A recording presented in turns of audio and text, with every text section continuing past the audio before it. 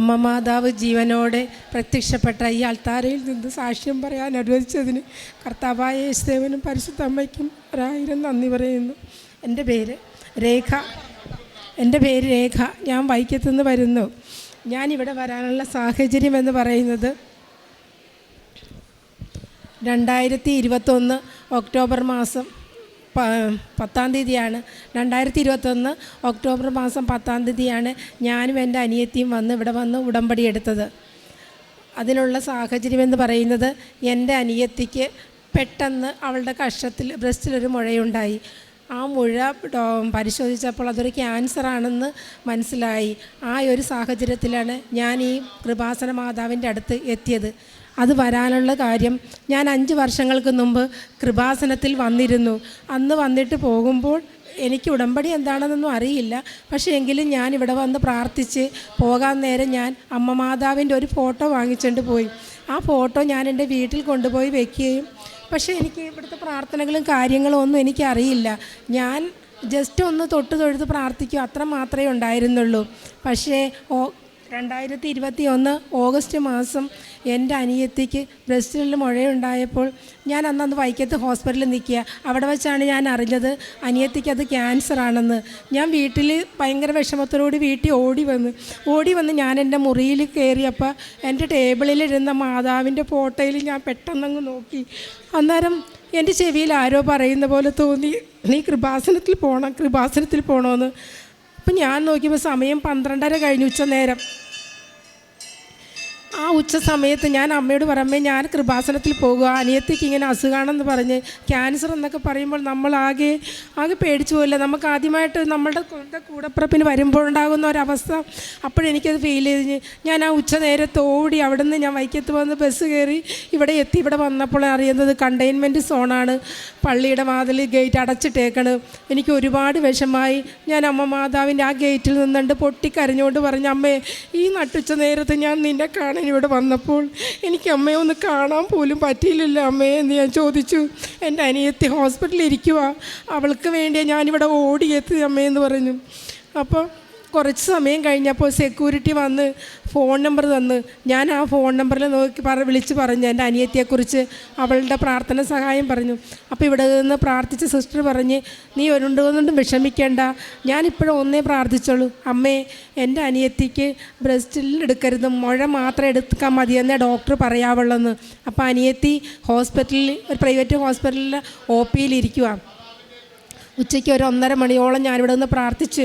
അതിന് ശേഷം ഞാൻ അനിയത്തി വിളിച്ചപ്പോൾ അനിയത്തി പറഞ്ഞു, മുഴ മാത്രം എടുത്താൽ മതി എന്നാണ് ഡോക്ടർ പറഞ്ഞതെന്ന്. അപ്പോൾ ഞാൻ അമ്മയ്ക്ക് ഒരുപാട് നന്ദി പറഞ്ഞുകൊണ്ട് ഞാൻ ഇവിടുന്ന് പോയി. അതിന് ശേഷം ഞാൻ അനിയത്തിയുമായിട്ട് ഇവിടെ വന്ന് ഉടമ്പടി എടുത്തതിന് ശേഷമുള്ള കാര്യം അനിയത്തി പറയും. അതിന് ശേഷം ഞാൻ എനിക്ക് കിട്ടിയ അനുഭവങ്ങൾ പറയും. അമ്മ മാതാവിനും തിരുകുമാരനും കോടാനുകൂടി നന്ദി പറയുന്നു. എൻ്റെ പേര് മഞ്ജു. ഞാൻ മരടിൽ നിന്ന് വരുന്നു. 2021 സെപ്റ്റംബറിൽ എൻ്റെ ഇടത് ബ്രസ്റ്റിൽ ഒരു മുഴ കണ്ടു. അത് ക്യാൻസറിൻ്റേതാണെന്ന് സ്ഥിരീകരിച്ചു. ഓപ്പറേഷന് ശേഷം ഡോക്ടർ എന്നോട് പറഞ്ഞു, ഒരു 7 മാസത്തെ ലീവ് എടുക്കണം, കീമോ റേഡിയേഷൻ എല്ലാം വേണ്ടി വരുമെന്ന് പറഞ്ഞു. അപ്പോൾ ഞാൻ ഡോക്ടറിൻ്റെ മുന്നിൽ നിന്ന് കരഞ്ഞു. ഞാനൊരു നേഴ്സാണ്, എനിക്ക് ജോലി എടുക്കാതെ എൻ്റെ സാമ്പത്തിക ബുദ്ധിമുട്ടുകൾ എന്ത് ചെയ്യും, സർജറിക്കും കീമോയ്ക്കൊക്കെ വേണ്ട സാമ്പത്തികത്തിന് ഞാൻ എന്ത് ചെയ്യുമെന്ന് ഓർത്ത് ഞാൻ ഡോക്ടറിൻ്റെ മുന്നിൽ നിന്ന് കരഞ്ഞു. ഡോക്ടർ പറഞ്ഞു, ക്യാൻസറിൻ്റെ ട്രീറ്റ്മെൻറ്റിൽ ഒരു കോംപ്രമൈസ് ഇല്ല, ഇത് ചെയ്തേ മതിയാകുമെന്ന് പറഞ്ഞു. അങ്ങനെ എൻ്റെ സർജറിക്ക് ശേഷം ഞാൻ 2021 ഒക്ടോബറിൽ ഇവിടെ വന്ന് ഉടമ്പടി എടുത്തു. എൻ്റെ ചേച്ചിയാണ് എന്നെ കൊണ്ടുവന്നത്. ഉടമ്പടി എടുത്തു. ഇവിടെ അമ്മ മാതാവിൻ്റെ മുന്നിൽ ഞാൻ കരഞ്ഞ് പ്രാർത്ഥിച്ചു, അമ്മ മാതാവേ, 7 മാസം ഞാൻ വീട്ടിൽ ഇരുന്നാൽ ഞാൻ എന്ത് ചെയ്യും? എൻ്റെ കുഞ്ഞിനെ പഠിപ്പിക്കണം, ഹസ്ബൻഡ് ഒരു കൂലിപ്പണിക്കാരനാണ്, ഞാൻ എന്താണ് ചെയ്യേണ്ടതെന്ന് ഇവിടെ കരഞ്ഞു ചോദിച്ചു. ഇവിടെ ഉടമ്പടി എടുത്തു. ഞാൻ പുറത്തേക്ക് ഇറങ്ങിയ സമയത്ത് ഞാനൊരു പ്രൈവറ്റ് ഹോസ്പിറ്റലിലെ നേഴ്സാണ്. എൻ്റെ ഫോണിലേക്ക് എൻ്റെ HODയും എൻ്റെ നേഴ്സിംഗ് സൂപ്രണ്ടും ഒരുപാട് പ്രാവശ്യം വിളിച്ചിട്ടുണ്ട്. ഞാൻ ഫോൺ എടുത്ത് അവരെ തിരിച്ച് വിളിച്ച് ചോദിച്ചു എന്താണ് എന്നെ വിളിച്ചതെന്ന്. അപ്പോൾ അവർ പറഞ്ഞു, നീ ടെൻഷൻ ആവണ്ട, നിൻ്റെ ട്രീറ്റ്മെൻ്റ് എല്ലാം കംപ്ലീറ്റ് ചെയ്തിട്ട് വന്നാൽ മതി. ഹോസ്പിറ്റൽ മാനേജ്മെൻറ്റ് തീരുമാനിച്ചു നിനക്ക് ഫുൾ സാലറിയും തന്നേക്കാമെന്ന്. അങ്ങനെ വിത്ത് ഇൻക്രിമെൻറ്റോട് കൂടി തന്നെ അവരെനിക്ക് സാലറി 7 മാസം തന്നു. അത് അമ്മ മാതാവ് തന്ന ഒരു കൃപയായിട്ടാണ് ഞാൻ കരുതുന്നത്. അതുകൂടാതെ എനിക്ക് എൻ്റെ വലത് കാലിന് ഒരു 2-3 മാസമായിട്ട് വേദനയായിരുന്നു, ഭയങ്കര വേദന. ഞാൻ വർക്ക് ചെയ്യുന്നിടത്ത് ഡോക്ടർമാർ എന്നോട് പറഞ്ഞു, മഞ്ജു നീ പോയി സ്കാൻ ചെയ്യൂ, എന്തെങ്കിലും ഇനി അസുഖത്തിൻ്റെതായ എന്തെങ്കിലും ആണോ എന്നറിയില്ല, നീ പോയി സ്കാൻ ചെയ്യുമെന്ന്. പക്ഷെ ഞാൻ പറഞ്ഞു, എൻ്റെ അമ്മ മാതാവാണ് എൻ്റെ ഡോക്ടർ, എനിക്ക് ഈ തൈലം കൊണ്ട് എൻ്റെ അസുഖം മാറ്റിത്തരുമെന്ന്. ഞാൻ കാല് വലിച്ച് നടന്നിരുന്നത്. പക്ഷേ അമ്മ മാതാവിനോട് ഞാൻ ഈ തൈലം പുരട്ടി പ്രാർത്ഥിച്ചതിൻ്റെ ഫലമായി എനിക്ക് എൻ്റെ കാലിൻ്റെ വേദന പൂർണ്ണമായും മാറിക്കിട്ടി. കൂടാതെ എനിക്ക് IELTS എഴുതണമെന്ന് ഭയങ്കര ആഗ്രഹമായിരുന്നു. ഞാൻ എഴുതി. അമ്മയുടെ കൃപയാൽ ഞാൻ അതിലും പാസ്സായി. ഇതാണ് എനിക്ക് അമ്മ മാതാവ് തന്ന കൃപകൾ. ഈ അമ്മ മാതാവിൻ്റെ അടുത്ത് ഞാൻ ഉടമ്പടി എടുക്കാനും അനിയത്തിക്ക് വേണ്ടി വരുന്നതിന് മുമ്പ് ഞാൻ LLB പഠിച്ചപ്പോൾ എനിക്ക് 56 പേപ്പർ പാസ്സായി. ഞാൻ 5 ഇയർ LLB കോഴ്സാണ് ഗവൺമെൻറ് ലോ കോളേജിൽ പഠിച്ചത്. 56 പേപ്പർ പാസ്സായി കഴിഞ്ഞിട്ട് എനിക്ക് 4 പേപ്പർ കിട്ടുന്നില്ലായിരുന്നു. അപ്പോൾ ഞാൻ എന്ത് ചെയ്യുന്നു? അപ്പോൾ ഒരു ദിവസം ഞാനും എൻ്റെ ഒരു കൂട്ടുകാരിയും കൂടി യൂണിവേഴ്സിറ്റി പോയപ്പോൾ, അവളൊരു ഹിന്ദുവാണ്, ഞാനും ഹിന്ദുവാണ്. അവൾ എന്നോട് പറഞ്ഞു, ചേച്ചി ഞാൻ ഉടമ്പടി എടുത്തതിന് ശേഷമാണ് എൻ്റെ എല്ലാ പേപ്പറും ക്ലിയർ ആയത്, ചേച്ചി പോയി ഒന്ന് ഉടമ്പടി എടുക്കുക. അപ്പോൾ ഞാൻ ചോദിച്ചു, എങ്ങനെയാണ് ഇതൊക്കെ ചെയ്യുന്നത്? അവൾ പറഞ്ഞ്, രാവിലെ നീലത്തിരി കത്തിച്ച് പ്രാർത്ഥിക്കണം, വൈകിട്ട് പച്ചത്തിരി. അപ്പോൾ ഞാൻ അവളോട് പറഞ്ഞ് അതിൻ്റെ പ്രാർത്ഥനയുണ്ടെന്ന് പറഞ്ഞു. എനിക്കിതൊന്നും പറ്റൂല, എന്നെ അമ്മ മാതാവ് വിളിക്കുന്ന ഒരു ദിവസമുണ്ട്, അന്ന് ഞാൻ പോയി ഉടമ്പടി എടുത്തോളാന്ന്. പിന്നീടാണ് എനിക്ക് മനസ്സിലായത്, എൻ്റെ അനിയത്തിക്കൊരു സഹനം വന്നപ്പോൾ ഇവിടെ എന്നെ ഓടിയെത്താനായിട്ട് എൻ്റെ അമ്മ മാതാവ് എന്നെ വിളിച്ചു.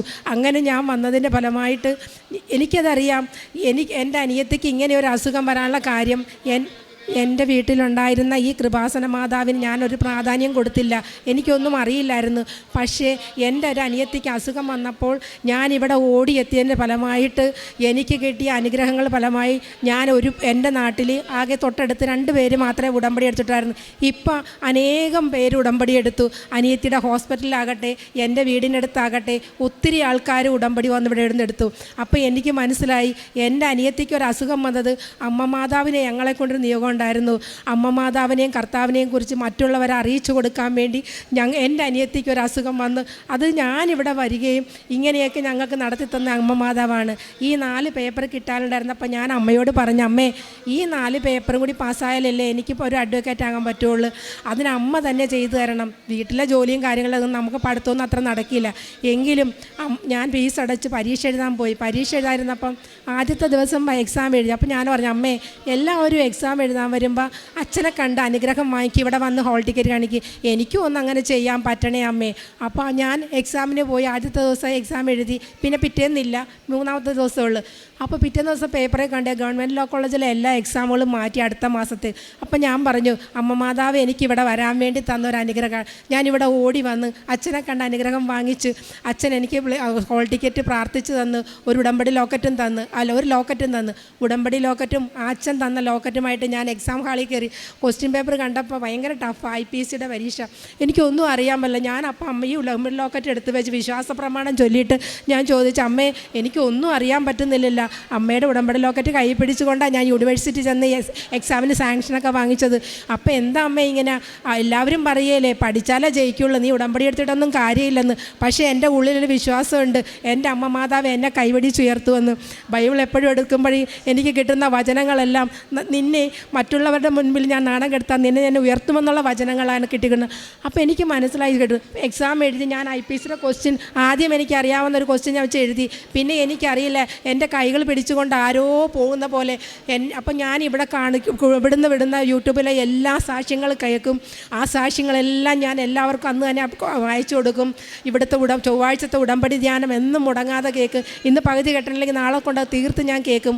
അത് ഞാൻ അയച്ചു കൊടുക്കും. അപ്പോഴൊക്കെ ഞാൻ കേൾക്കാറുണ്ട്, ആൾക്കാരെല്ലാവരും പറയും പിള്ളേർ IELTS OET കമ്പ്യൂട്ടർ എഞ്ചിനീയർ എഴുതി എല്ലാ പിള്ളേരും പറയും എക്സാമിന് അമ്മ വന്ന് സഹായിച്ചത്. അപ്പോൾ എനിക്ക് മനസ്സിലായി എൻ്റെ കൈകൾ പിടിച്ചുകൊണ്ട് പോണതാരോ എൻ്റെ അമ്മ. ഞാൻ നോക്കിയപ്പോൾ 54 പേജ് ഞാൻ എഴുതി തീർത്ത്, ഒരു വെട്ടും തിരുത്തലില്ലാതെ മനോഹരമായ ഹാൻഡ് റൈറ്റിംഗ് IPC ഒന്നും വെറുതെ അറിയാൻ മേല ഞാൻ എഴുതിയ എന്താ അല്ലെങ്കിൽ 3 പരീക്ഷ എഴുതി പാസ്സായി. ഞാൻ പരീക്ഷ എഴുതി ഹോൾ ടിക്കറ്റ് കൊണ്ട് അമ്മ മാതാവിൻ്റെ നട വെച്ചിട്ട് ഞാൻ പറഞ്ഞു, അമ്മേ എൻ്റെ യോഗ്യതയിലല്ല, അച്ഛൻ പറയുമ്പോൾ നിൻ്റെ കൃപയിൽ മാത്രമേ ഞാൻ പാസ്സാകുള്ളൂ, അതുകൊണ്ട് എനിക്ക് വെറും 150 മാർക്ക് മതി കേട്ടോ ഈ പേപ്പർ പാസ്സാകാനെന്ന്. അങ്ങനെ റിസൾട്ട് വന്നു. ഞാൻ അതുപോലെ എല്ലാ സാക്ഷ്യങ്ങളും കേൾക്കുമ്പോൾ ഞാൻ എൻ്റെ അമ്മയ്ക്കും കൂടി കഴിച്ചു കൊടുക്കും. ജോലി ചെയ്യുന്ന ഇടയിൽ സാക്ഷ്യങ്ങളെ കേൾക്കണം. അപ്പം ഞാൻ എൻ്റെ അമ്മയെ, അപ്പോൾ അമ്മ ഒരു ദിവസം പറഞ്ഞു, നീ ഇനി എത്ര പേപ്പർ പാസ്സാകാനുണ്ട്? ഞാൻ പറയും 4 പേപ്പർ. എല്ലാവരെയും സഹായിക്കുന്ന മാതാവ് നിന്നെ മാത്രം എന്താ സഹായിക്കാത്ത? അത് കേട്ടപ്പോൾ എൻ്റെ നെഞ്ചിലൊരു മുള്ളു തറയ്ക്കുന്ന പോലെ. അപ്പം ഞാൻ അമ്മ മാതാവിൻ്റെ ഇടയ്ക്ക് ഓടി വന്ന് പറഞ്ഞ്, എൻ്റെ അമ്മ പറഞ്ഞത് അമ്മേ നീ കേട്ടില്ലേ, എനിക്കൊന്ന് എൻ്റെ അമ്മയുടെ മുൻപിൽ എനിക്ക് ജയിച്ച് കാണിച്ചു കൊടുക്കണം.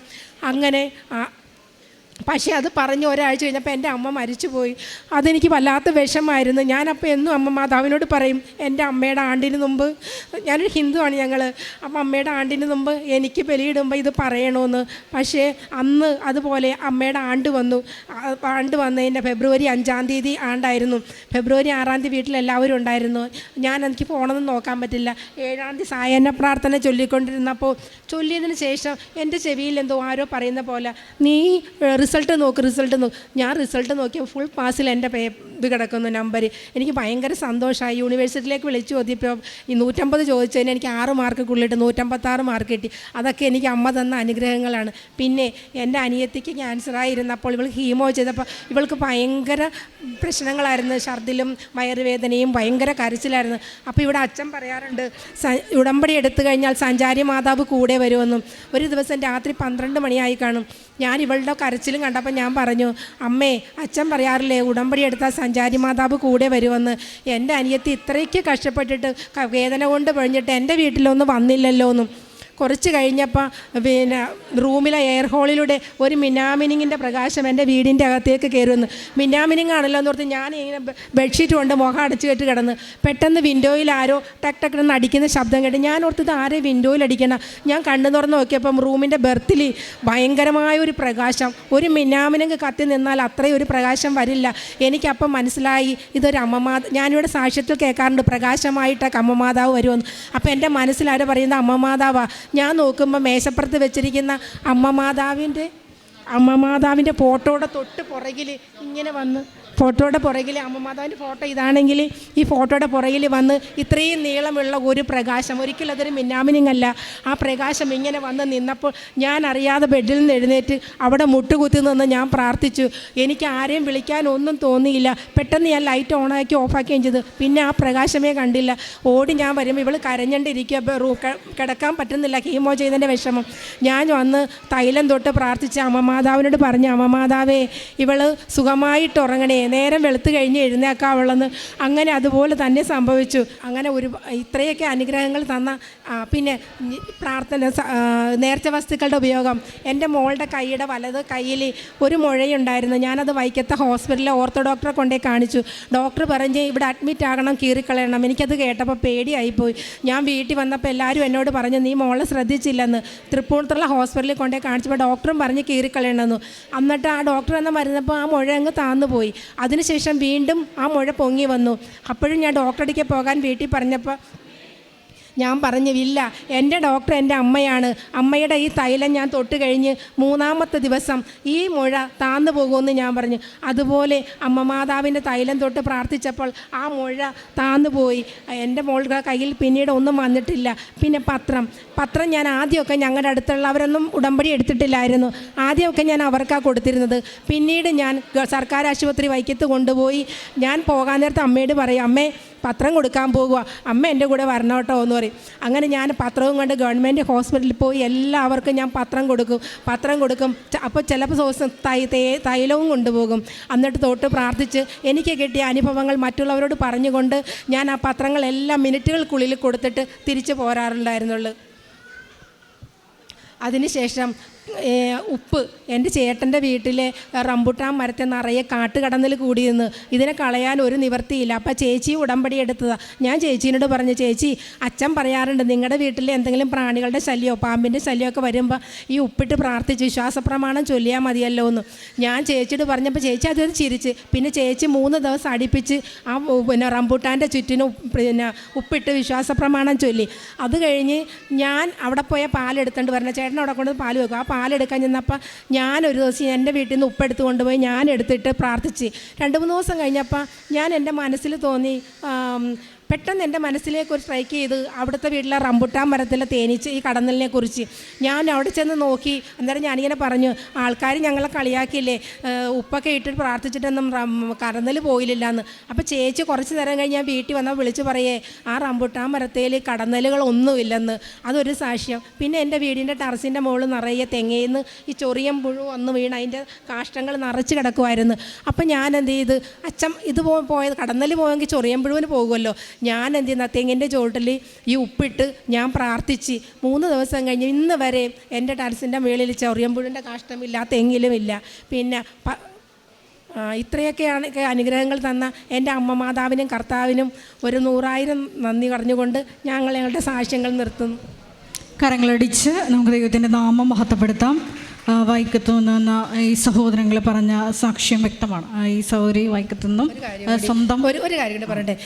ഇനി ഞങ്ങൾക്ക് ഇവിടെ വരാൻ പറ്റുന്ന കാലത്തോളം ഞങ്ങൾ ഈ മണ്ണിൽ വരികയും വിശ്വസിക്കാൻ പറ്റുന്ന കാലത്തോളം ഞങ്ങൾ എൻ്റെ അമ്മ ജീവനുള്ള കാലത്തോളം ഞങ്ങൾ അമ്മ മാതാവിലും കർത്താവിൽ വിശ്വസിക്കുകയും ചെയ്യും. പിന്നെ എന്നും ഞാൻ ഈ രാവിലെ അച്ഛൻ്റെ ഇത് പ്രാർത്ഥന കേൾക്കുകയും സാക്ഷ്യങ്ങളെല്ലാം കേൾക്കുകയും ചെയ്യും. അതുകൂടാതെ വചനങ്ങൾ, എനിക്കറിയാവുന്ന വചനങ്ങളെല്ലാം ഞാൻ എന്നും ചൊല്ലിക്കൊണ്ടേ ഞാൻ നടക്കുന്ന വഴിയിലും ജോലി ചെയ്യുന്ന വഴിയിലും എല്ലാം വിശ്വാസപ്രമാണവും വചനങ്ങളും എല്ലാം ചൊല്ലും. അതൊക്കെ അമ്മ മാതാവ് തന്ന ഒരു കൃപയായിട്ട് ഞാൻ കാണുന്നു. ഈ സഹോദരിയുടെ ഹസ്ബൻഡാണ് ആദ്യമായിട്ട് രേഖ, അഡ്വക്കേറ്റ് രേഖേനെ ഈ കൃപാസനത്തിലോട്ട് കൂട്ടിക്കൊണ്ടുവരുന്നത്. അന്ന് ഹസ്ബൻഡ് ഈ സഹോദരിയോട് പറഞ്ഞത് മാതാവ് പ്രത്യക്ഷപ്പെട്ട സ്ഥലമാണെന്ന് പറഞ്ഞു. അന്ന് മരിയൻ ഉടമ്പടി ഇവിടെ ഉണ്ടായിരുന്നു, പക്ഷേ ഉടമ്പടിയൊന്നും അന്ന് എടുത്തില്ലായിരുന്നു. പക്ഷേ ദൈവമാതാവിൻ്റെ ഒരു രൂപം വാങ്ങിച്ചുകൊണ്ട് അവർ പോയി. അങ്ങനെ ഇരിക്കുകയാണ്. കൂടെ നിൽക്കുന്നത് അനിയത്തിയാണ്, മരടിൽ നിന്ന് വന്ന സഹോദരി മഞ്ജുമോൾ എന്നാണ് പേര്. അപ്പോൾ സഹോദരിക്ക് ബ്രസ്റ്റ് ക്യാൻസറാണ്, 2nd സ്റ്റേജ് അല്ലേ, 2nd സ്റ്റേജ് ഡയഗ്നോസ് ചെയ്യുന്നത്.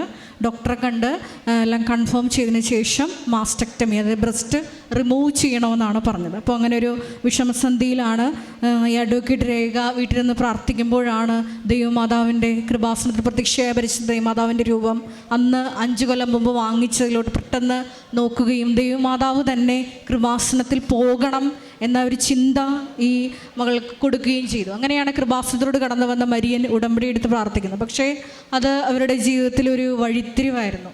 കാരണം ഈ സഹോദരി തന്നെ 2012 ഇപ്പോൾ 49 വയസ്സുണ്ട്. 2012 LLBയുടെ കോഴ്സെല്ലാം എറണാകുളം ലോ കോളേജിൽ നിന്ന് പൂർത്തീകരിച്ചിരുന്നു. പക്ഷേ 4 പേപ്പർ ക്ലിയർ ചെയ്യാനുണ്ടായിരുന്നു. അപ്പോൾ അത് ടഫായതുകൊണ്ട് അത് അങ്ങനെ ഇട്ടിരിക്കുകയായിരുന്നു. അപ്പോൾ കൂടെയുള്ള അവിടെ നിന്ന് പോയി ഇതേപോലെ പെൻഡിങ് ഉള്ള ഒരു മകൾ അല്ലേ, പെൻഡിങ് ഉണ്ടായിരുന്ന ഒരു കൂട്ടുകാരി പറഞ്ഞായിരുന്നു, ഞാൻ കൃപാസന അതും ഒരു ഹിന്ദു ആയിട്ടുള്ള ഒരു കുഞ്ഞായിരുന്നു. അപ്പോൾ ആ കുഞ്ഞ് ഈ സഹോദരിയോട് പറഞ്ഞു, ഞാൻ അവിടെ പോയിട്ടാണ് എൻ്റെ ഇങ്ങനെയുള്ള പെൻഡിങ് പേപ്പേഴ്സൊക്കെ ക്ലിയർ ആക്കിയെന്ന് പറഞ്ഞു. അപ്പോൾ ഇതും ഈ സഹോദരിക്ക് അതൊരു പ്രചോദനമായി. അങ്ങനെ കൃപാസനത്തിലോട് കടന്നു വന്ന് മരിയൻ ഉടമ്പടി എടുത്ത അനിയത്തിയുടെ വിഷയവും ഒപ്പം തന്നെ ഈ വിഷയം വെച്ചു. അത്ഭുതകരമായിട്ട് ആ 4 പേപ്പേഴ്സും, അതായത് IPC എന്ന് പറയും, ഇന്ത്യൻ പീനൽ കോഡ് എക്സാം അടക്കമുള്ള ടഫായിട്ടുള്ള 4 പേപ്പേഴ്സ് ഉണ്ടായിരുന്നു LLBയുടെ.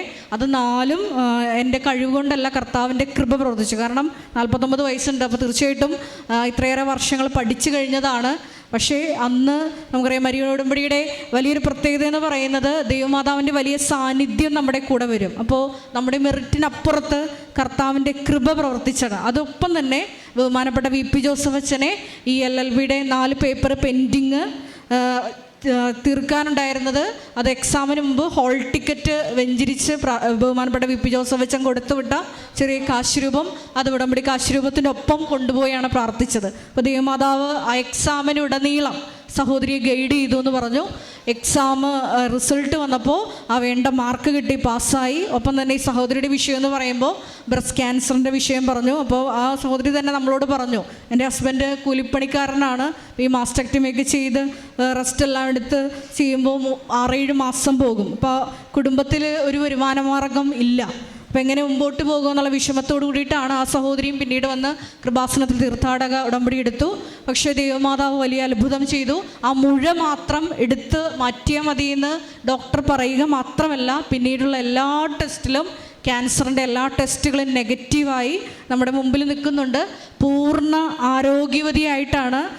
പ്രൊഫഷൻ നേഴ്സായതുകൊണ്ട് തന്നെ അവർക്കറിയാം എന്തൊക്കെ കാര്യങ്ങളാണ് ഇതുമായിട്ട് ബന്ധപ്പെട്ട് ഉണ്ടാവുന്നത്. അപ്പോൾ ഇപ്പോൾ യാതൊരു ആരോഗ്യ പ്രശ്നങ്ങളുമില്ലാതെ പൂർണ്ണ ആരോഗ്യവതിയായിട്ടാണ് ഇരിക്കുന്നത്. അതുമാത്രമല്ല, പരിശുദ്ധ ദൈവമാതാവിൻ്റെ വലിയ സാന്നിധ്യം ഈ സർജറി കഴിഞ്ഞ സമയത്തൊക്കെ, പെയിൻ ഉണ്ടായ സമയത്ത് എല്ലാം ഒരു പ്രകാശമായി അനുഭവിക്കാൻ പറ്റി എന്നും പറഞ്ഞു. കാര്യം കൂടി എനിക്ക് പറയാനുണ്ട്.